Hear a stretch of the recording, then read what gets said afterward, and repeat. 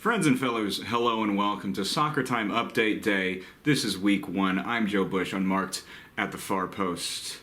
And they've decided to do Major League Soccer once again, and I'm here to update you on all the lovely goings-on around the league.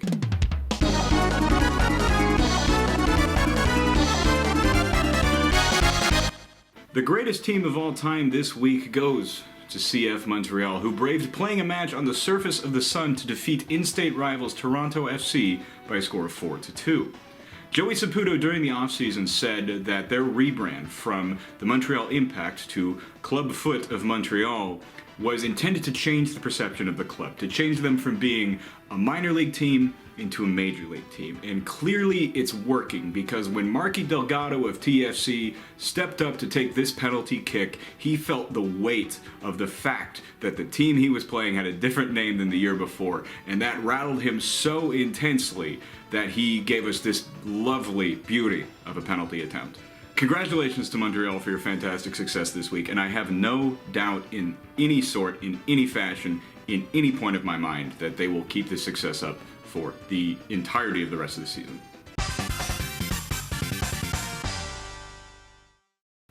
This week's relegation candidate update, that's Minnesota United Football Club. The Loon Men went into Lumen Field to face the looming specter of the Seattle Sounders team that defeated them in the playoffs last year. You may remember last year they looked much better than Seattle for pretty much the entirety of the first half before dropping a whole lot of goals in the second, and they made up for that this year by looking much better than Seattle for most of the first half before dropping a whole lot of goals in the second. Minnesota fans famously at the end of games, as we all know, and we all love, sing the Oasis song that famously goes, "Someday you will find me caught beneath the landslide." And that someday was Friday, and the landslide was goals from the Seattle Sounders. I have 3 favorite types of MLS goal. The first genre is the goalkeeper accidentally throwing the ball into his own net. The second genre is Tommy McNamara, and the third genre is the attempted cross that somehow finds its way into the back of the net. Randall Leal of Nashville Soccer Club gave us the old Fellhaber special, dropping this cross firmly off the hands of the FC Cincinnati goalkeeper and past the goal lines, and what I'm sure was a very intentional move. Doesn't matter. It was on the score sheet. 2 goals. Doesn't matter. It's all good. Goal of the week.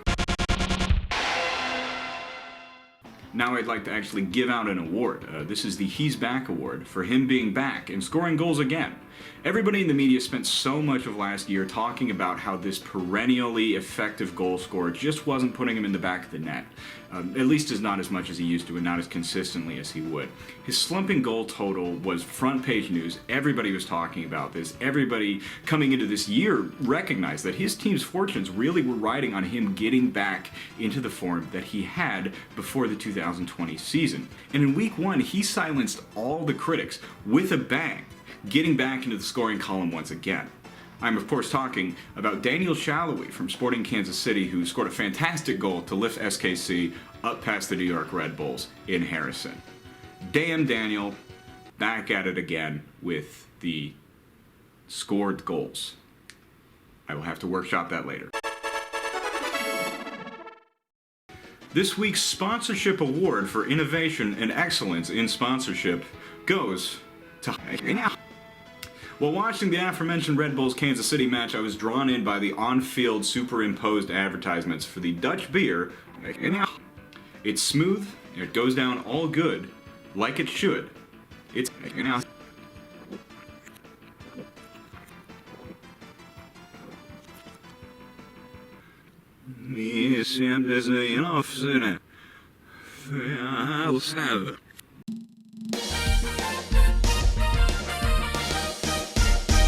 Finally, I'd like to give out the Advanced Statistics Update. I am an advanced metrics man, fully and personally. I love all the special numbers we get when we combine sports with my favorite subject, math. I love your XGs, your XSs, your SSXs, your BABIPs, your Segagagas. I love them all, and I want to celebrate the best statistical interpretation of math seen over the weekend in Fort Lauderdale, Florida.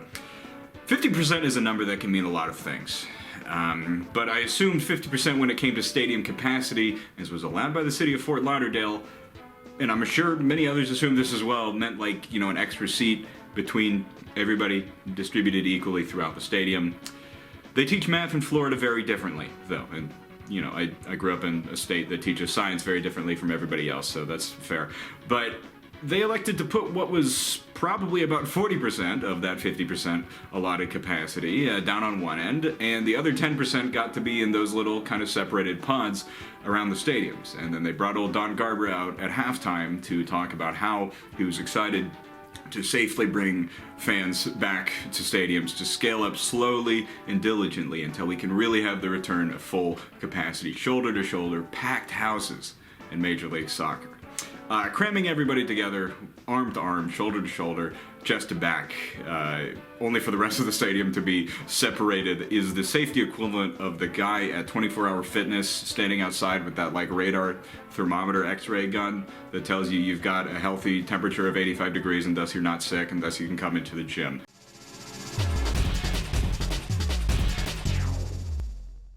Here's what to look for this week. If you like defense and scoreless draws, and a potential record-tying performance for most games in the life of an expansion team before a goal is scored. That record is 2, held by the San Jose Earthquakes in 2008.